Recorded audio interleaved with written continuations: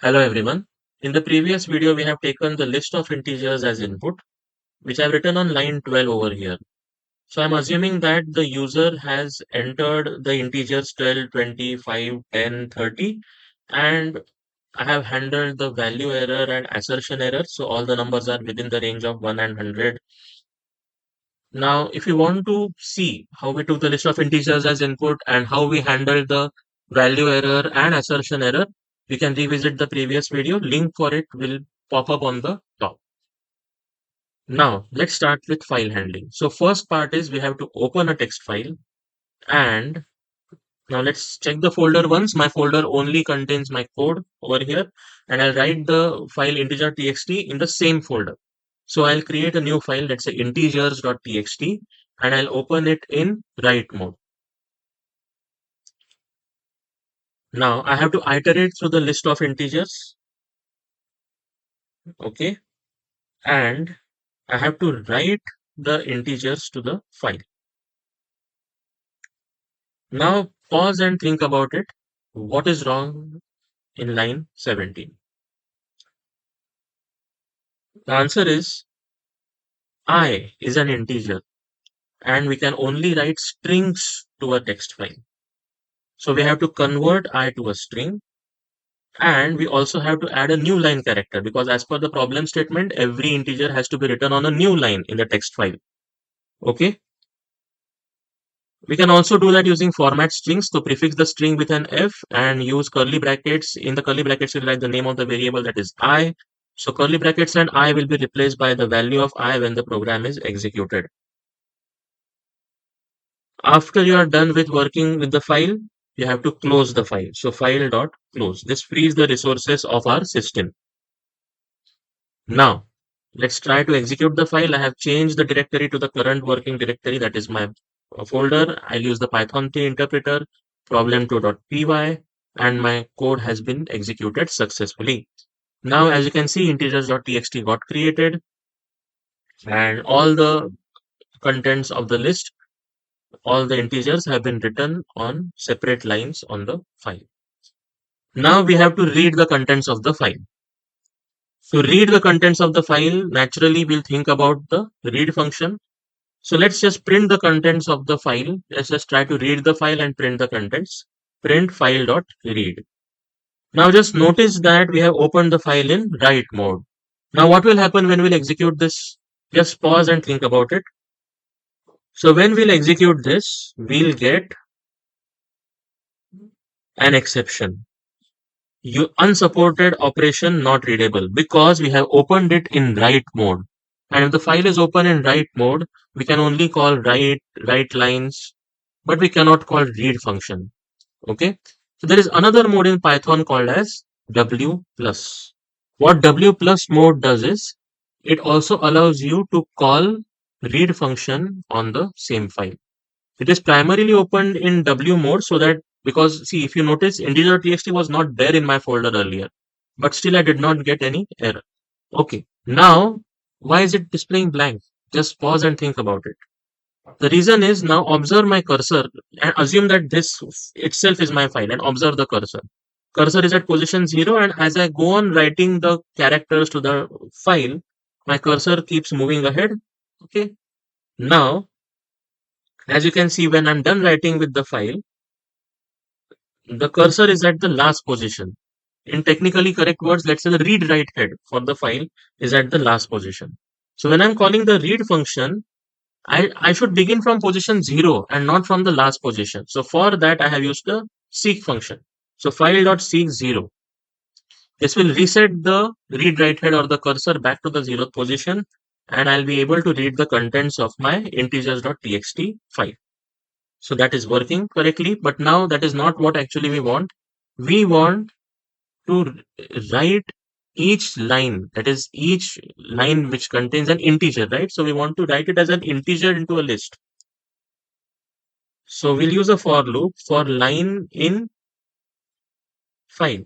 So basically this is like iterating over the file, where each element of the file is a line. Okay. So for line in file, we have to convert it to an integer and save it in a new list. So we'll also have to create a new list. So let's first create a new list. So new list is equal to a pair of empty square brackets, or we can also use the list function or list constructor. And now can we write the line directly to the list? We'll get a list of strings, but that is not what we want. We want a list of integers. So we have to convert the line to an integer and then append to the new list. Okay, let's just print the new list once to confirm that reading from the file and creating the list was successful. And the list has been successfully created. Now let's move on to the next part, which is calculating the sum and the average. So for calculating the sum of the list, we directly have the inbuilt function called as sum. So we can use the inbuilt function directly, sum of new list. Now for calculating average, now let's first execute this and see, whether this gets executed correctly or not. It gets executed correctly. Now for calculating the average, there is no direct function, so we'll have to calculate using sum divided by length of the list. So sum of new list divided by length of the new list. We'll also execute this once to see that it runs correctly and gives the correct answer. Yes. So now let's move on to the next part, which is writing these values to a binary file. So for that, we'll have to save it in some variable. So S is equal to the sum of new list, and let's say A is equal to the average of the new list. Okay. Now we'll move this after the file dot close. Basically, we'll close the text file because we are done with the text file. Okay. We are done with the text file. So now we have to create a binary file. But before that, there is a part that is handling the potential file exceptions. Now, where can file exception arise? On this line 15, when we are opening the file name may not be as per the file system of the OS. For example, if I say int at symbol, so that at symbol might not be allowed, okay, in the file system. That will cause an error. Or if I don't have permissions to write to a folder, that will cause an error. So basically, whatever the error is when creating the file or when opening the file, we can handle using the try except block. So we'll add this line into a try block. Okay. And there is another line which we can also add in the try except block, that is the file dot write line. Okay. So if you try to write, let's say, integers to the file, there is a possibility that you will get an exception. But since I have already, handled that, converted it to a string, that part I have omitted over here. But yes, you can, file dot write can also cause an exception. Okay. So that exception handling part is done. Now, the next part that we have to do is uh, binary files. So I'll just copy paste some part because some part will be common. Okay. So for binary files, now for binary files, I'll call it file 2. The mode is called as WB. There is a B attached. Now, because I'm storing sum and average, I'll call it as stats.bin because sum, average, all these are normally said as descriptive statistics. So stats.bin, and I'll open this in WB mode. So WB plus, because we also have to read from the file later. So I'll open it in WB plus. So B for binary. Okay. Now let's just, okay. So now, just like we can only write strings to a text file, we can only write bytes to a binary file. I hope you know the concept of bits, bytes, and the binary system. Okay. So when you say file2 dot write, you cannot directly write an integer. Okay, you have to create something called as a structure. So this is borrowed, or this is the concept from C. Basically, in C programming language, we have structure, and within that structure, we are packing two floating point values. So the two floating point values are sum and average. So for now, don't worry about what is structure. Simply think about it like we are just combining the two floating point values into a byte array so that it can be returned to the binary file, just like we had converted into a string when we were writing it to the text file. Okay, so S and A are combined because we are using the struct library. We have to import it over here. Okay, and okay, so after this, now stats.bin will be created in the folder after this is executed. So we'll take a look at the folder over here. Right now, before running, it only has integers.txt and problem2.py. When we run it, okay, sorry. So the problem here is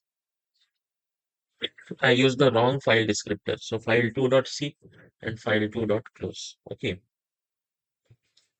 and let's see. So now these are all binary patterns, bit patterns. Okay, when we are opening it in VS Code as a text editor, it tries to interpret them as ASCII, but it cannot. Okay, so that's why we cannot read it by the human eye directly. Okay, so what we can do is we can read it. So file2.read using the read function when we read it. So file2.read. Now here we have two two floating point values returned to a struct, and this is a C struct, and C in C float is normally 4 bytes. So two float point values or float values will be 8 bytes.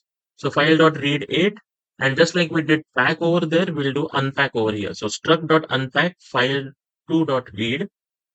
Okay, and again we have two floating point values, so two FFs over here, and we have to assign these two values to the variables which will hold the sum and average. So instead of writing them or storing them back in s comma a, what we will do is we'll create some other variable. Let's say sum red and average red. Okay, so this is somewhat like the tuple assignment where sum comma average will get the values from the file, two floating point values. Okay, so then we'll print some red and value red just to ensure that whatever values were read from the binary files were read correctly.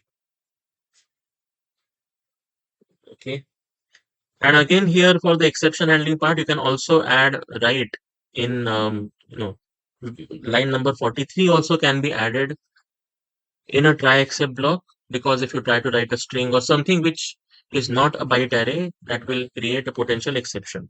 Okay, but here I have done the necessary part, so I have not added it in a try except block. Okay, so let's run it and let's see. We get some value is correct and the average value is also very close. So average value should be 15.4, but floating point representation is not 100% accurate. So, but it is close enough. So 15.399999, so it's close enough to 15.4. Okay. So that's it for this video. Thanks for watching.